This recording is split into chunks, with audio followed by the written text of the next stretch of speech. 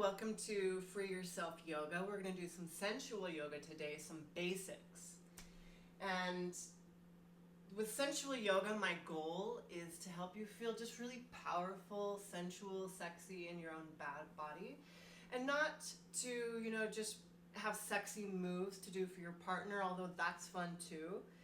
It's more about just feeling powerful in yourself and maybe finding some stuck or blocked places.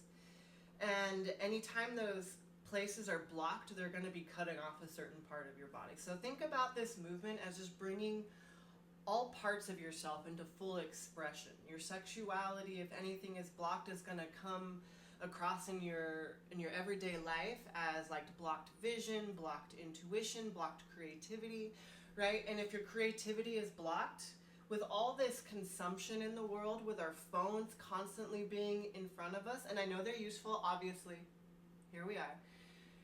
But if we are always consuming and we're never creating, we are at the whim of other people. And so my goal is really to use this movement to become more sovereign in yourself, to really tap back into your own power, into your own body, align with what you want to do with the world, to create and then help you be able to put out your own creations and passions and purposes in the world and have a little fun doing it, getting juicy. And there's going to be a lot of pelvic floor initiation into this, so it's really building up the pelvic floor as well.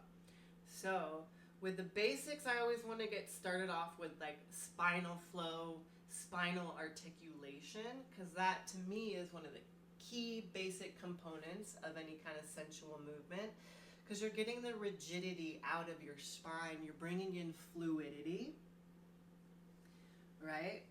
And I think that is essential to sensual movement, slowing down and taking your time, articulating every move into its fullest expression. And so as we're moving today, I invite you to notice any stories or narratives that come up around the way you're moving. And let's say if you're moving like in a fluid cat-cow, and a story or something shameful or a feeling comes up around like I shouldn't be moving this way, or this is too much, or like what are people gonna think? Awesome. Those stories are going to come up. We live in a society where those things are so prevalent, there's constant judgment around it, right? And whatever you plan to do with this, right here in this room, in your body, you're safe. You get to choose your safety and level of bravery. And so as these stories come up, I just invite you to be with them. Let them come up. But like instead of them telling you what to do, just question where you hear those things from and allow your body to keep moving with it, right? Keep moving. So we're going to start off with a cat-cow.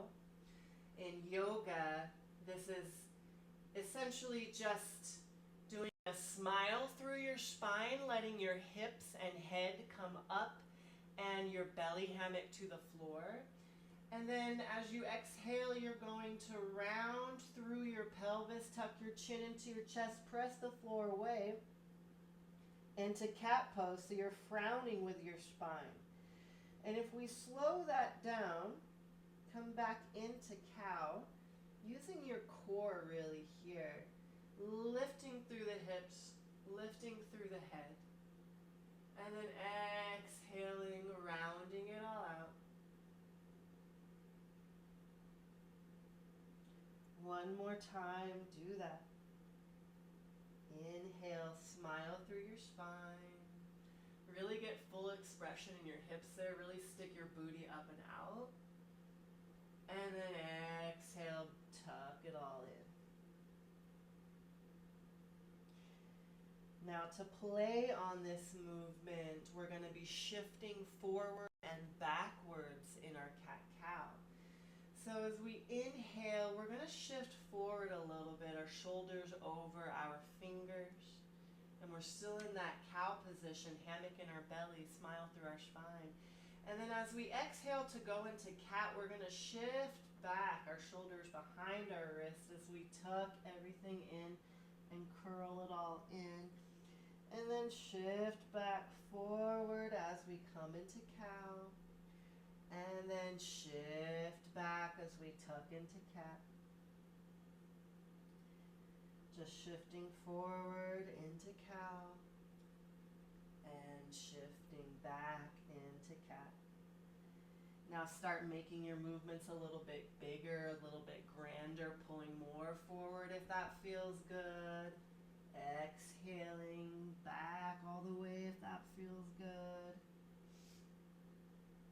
But here you're trying to make one fluid movement. Instead of it being just cat or just cow, you're fluidly making it all one movement. So as if there was water in your spine and you were trying to make it go from head to tail, moving it with you.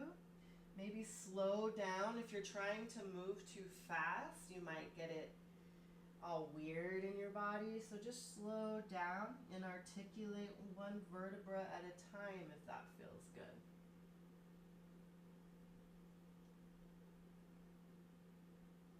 And notice when you stick your booty out, do you let yourself go into full expression? Do you let yourself think that this is too much? Yeah? Or maybe you've had people in your life that tell you you're too much. Let me tell you a secret.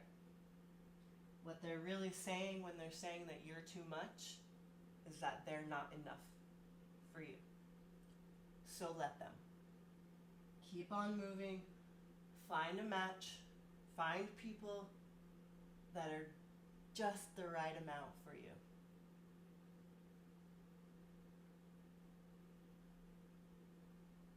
Now we're going to come into neutral spine, tabletop, and we're going to try that again, but on our backs this time. So, lying on your back in like a bridge position, you can really get into the spinal flow by using the floor as instant feedback. If that's harder when you're just in cat-cow, this might be a little bit more helpful, and we can also do them against the wall.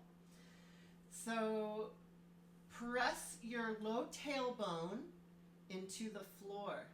You'll notice this is where you start getting into your pelvic floor muscles. So squeeze through there so you can get some of that Kegels happening at the same time. And then as you start lifting, so you're going to start pressing the back up above that. So we're going to do a wave, right? So if we start with our low tailbone pressed into the floor, then as we come up higher into our spine above that, to press that into the floor, it's going to lift and round our tailbone under, right? And lift it up.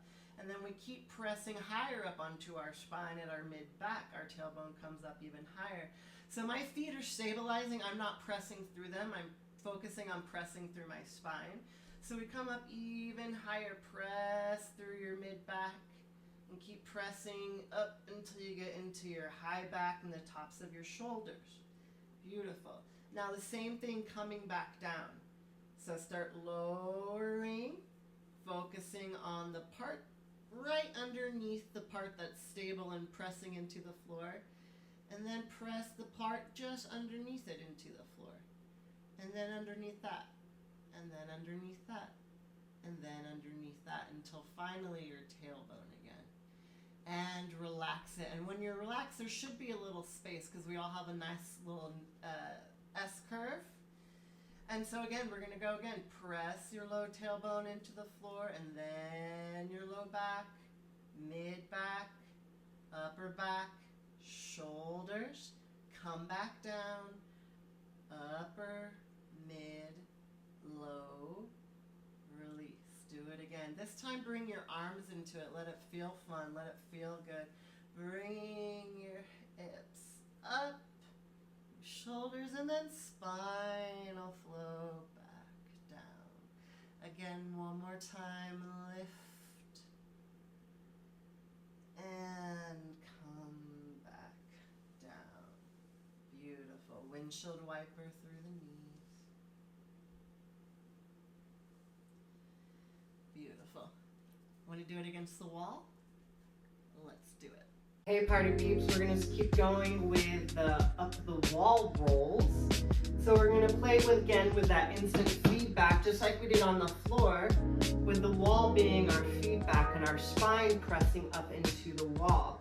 So with our feet just a little bit out from the wall, our booty touching the wall, we're going to first let our booty be touching and then spinal flow up. So as our lower booty is on, we're going to start working our way up into our low spine. It's going to actually make our hips come forward, and then we keep working our back up the wall. So eventually my neck and my head get there. And then I'm going to come back down, my neck, my shoulders, upper back, lower back, and then breathe. Because we have an S curve in our spine, it's going to make a roundness if you're getting articulating every single spot on your spine now. So I'm going to slide my booty down to eventually get my low back. As I tuck in, my feet come up, my back goes back, my head goes back, and then I'm going to come back down, opposite way until my booty hits. I'm just going to speed that up and come back down. You can bring the arms into it and bring it back and come back up.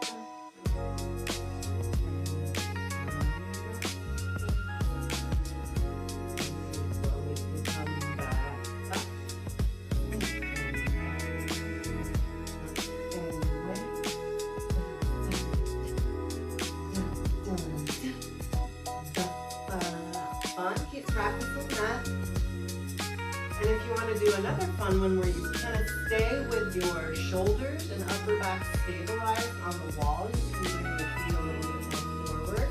You can come up on the balls of your feet, send your hips up and back, and then roll through your lower spine and your hips, keeping the back of your head and your shoulders on the wall. And let your arms come play in it. Yeah. And just play, rolling into that. And you're going to get really strong doing this in those squats. And we can do it the opposite way too. So,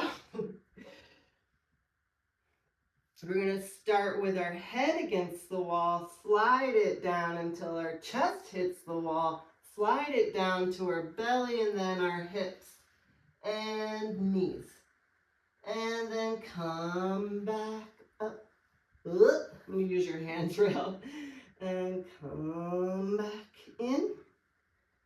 And come back up. And ba-dum, dum, da-dum, dum.